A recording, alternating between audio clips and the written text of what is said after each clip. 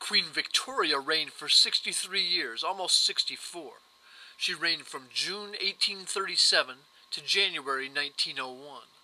In British history, the Victorian age was 64 years long and ended in 1901, when the inauguration of her son Edward VII inaugurated the Edwardian age, another short reign of only 9 years until 1910. Queen Victoria's short-lived predecessor was King William IV, who only reigned from 1830 to 1837. Victoria was his niece. Victoria's reign was marked by a great expansion of the British Empire. During this period, it reached its zenith and became the foremost global power of its time. The Victorian era was a period of industrial, cultural, political, scientific, and military progress within the United Kingdom. The Great Irish Famine, where 1 million died of starvation, taints the rosy picture of the Victorian era for the Irish. What's been called a state-sponsored genocide lasted from 1845 to 1852, when only half the United States was settled, only 31 states. Our John McNamara was born 1865 and emigrated 1881. By 1881, the year of 3 presidents, there were 38 states.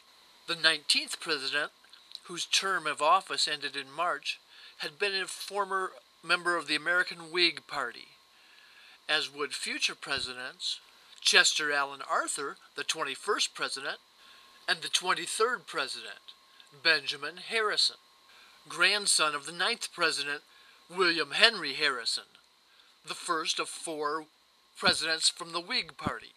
The Whigs were one of the 2 great political parties of England. They were against a strong political executive. Those favoring American independence were called the Radical Whigs, and they opposed the other political party, the Tories. Queen Victoria of the Hanover dynasty had the Whigs to thank for ousting the Stuart dynasty.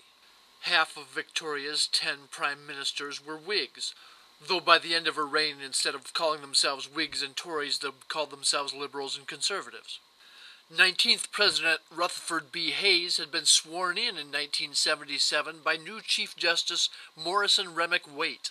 Also a former Whig, Chief Justice Waite would swear in the next 3 presidents. His 1876 election had been too close to call, even in otherwise Republican Pennsylvania.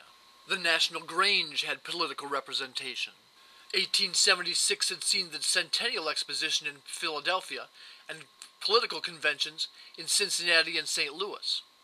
The Republican Convention, June 15th in Cincinnati, Governor Rutherford Hayes of Ohio was a compromise candidate over Senator Blaine of Maine and Senator Conkling of New York. Blair and Huntingdon counties had voted Republican in 1868 as well. But what's surprising is even in 1864 how half red, half blue Pennsylvania was. 1860 had been pretty majority Republican, but in 1856, the first time a Republican ran, Ferris Fremont, only the North and West voted Republican. Blair County was the one county that voted for American Party candidate, former Whig Miller. The whole Blair and Huntingdon County area was a hotbed of American Party. So it's a wonder if 25 years later John McNamara would move to such a place. The American Party, or as they were called, the Know Nothing Party, being firmly against Irish immigrants and Catholics.